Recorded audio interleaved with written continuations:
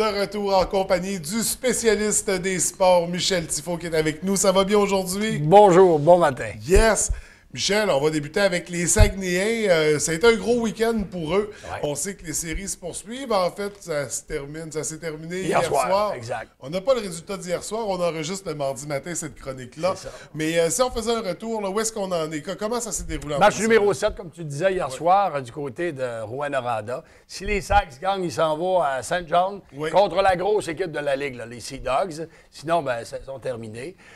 Maintenant, il y a eu du monde au centre Georges Vézina. Tu sais, vendredi soir dernier, 4100 personnes au centre Vézina. Alors qu'il y avait un match des Marquis, il y avait un match des Canadiens aussi en même temps. En même temps, il y avait 2100 au Palais des Sports.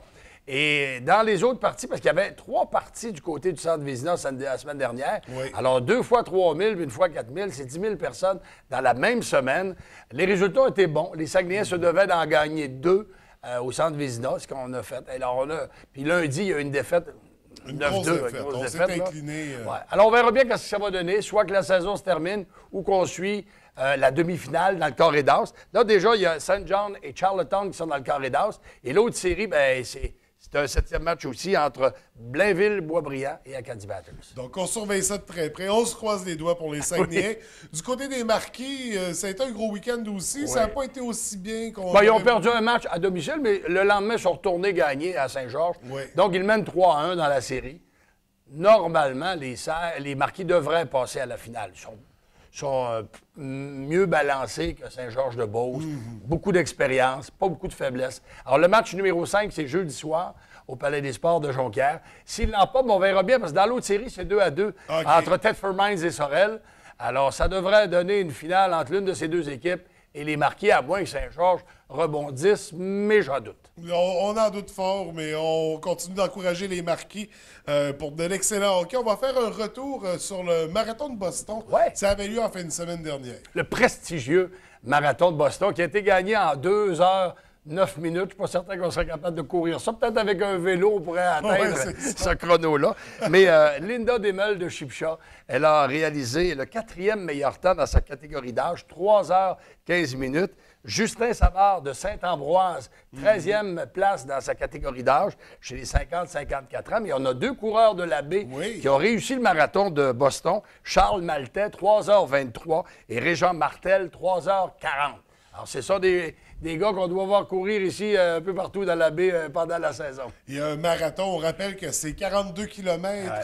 C'est bien ça, oui. Faut le faire. Donc, très impressionnant. Félicitations à tous les participants de la région. On va souligner également, en fait, on va parler des tournois de la baie. Un tournoi pour le midget qui n'aura pas lieu, en fait. Il n'aura pas lieu. Et ça fait 5 ans qu'on le présentait à l'Aréna Jean-Claude Tremblay. Malheureusement, le tournoi aura lieu à Drummondville la saison prochaine. On va inviter le responsable des midgets espoirs, Jean Leclerc, à l'émission Fans de sport la semaine prochaine pour nous expliquer le pourquoi du comment. Comment se fait-il? Parce qu'à la baie, on se fiait toujours à l'équipe d'André Boudreau au niveau des bénévoles, au niveau de l'organisation. Alors, c'est pas de ce côté-là que ça a flanché. C'est pas à cause de ça, parce qu'on a une bonne organisation. Alors, on va nous expliquer les raisons la semaine prochaine à Fans de sport. D'ailleurs, on parle de l'organisation qui tourne autour du hockey au centre Jean-Claude Tremblay. Organisation pour les événements, mais pour la sécurité aussi, parce qu'on revient.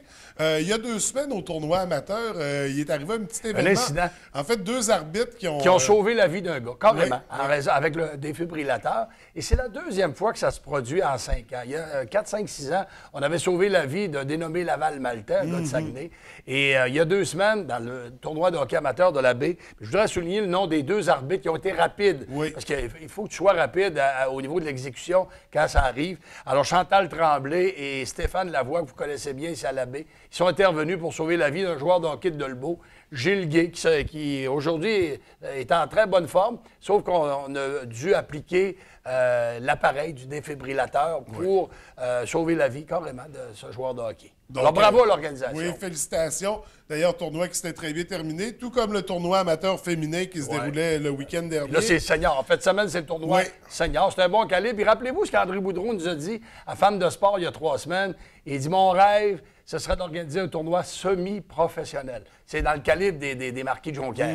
Ça, ce serait intéressant à voir ça à la baie d'ici 2 ou 3 ans. Un rêve qui va s'accomplir, j'en suis convaincu.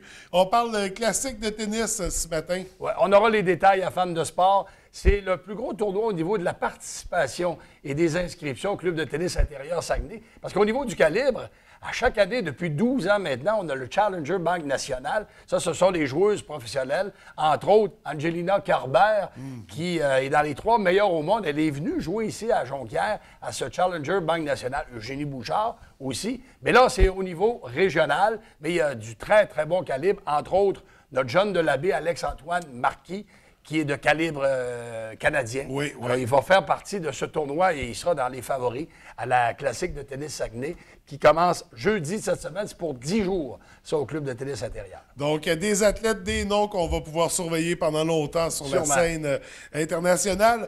Les événements à venir, c'est pas mal ça. En gros, c'est ça. Il y a un championnat de gymnastique au niveau provincial, là, mais ça, des gymnases dans la région, on en a, même ici à la baie, on en a reçu à Fans de sport. Alors, bravo puis bonne chance à tous ces athlètes qui vont participer à ces championnats provinciaux. Et d'ailleurs, pour cette semaine, nos sujets à Fans de sport, on parle bien sûr de tennis. Et d'escalade. Et d'escalade. D'escalade, parce qu'il y a un nouveau centre d'escalade à Chicoutimi qui est en préparation pour l'automne.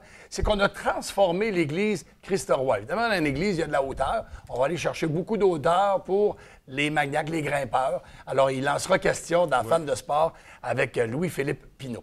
Et on parle également de marathon avec un surhomme. On l'a rencontré au salon du vélo et de la course à pied. C'est Patrick Charlebois, un gars de la Mauricie. Alors, on a enregistré cette entrevue qu'on pourra vous diffuser dans Fans de sport. Patrick Charlebois, qui a couru 7 marathons dans 7 jours, dans 7 continents différents. Et tu me demandais s'il était allé en Antarctique. Ouais. Oui. Il a passé de 40 degrés au-dessus à moins 40 dans les différents marathons. Et j'étais avec mon caméraman René ici, puis on était ébahis de voir. Il dormait même pas. J'ai dit, tu te reposais comment? Il dit, un petit peu dans l'avion, je dormais 2-3 heures ici, là. Hey, tu fais des marathons, le lendemain, tu as besoin de repos. Ouais. Il recourait, il refaisait un autre marathon. C'est incroyable.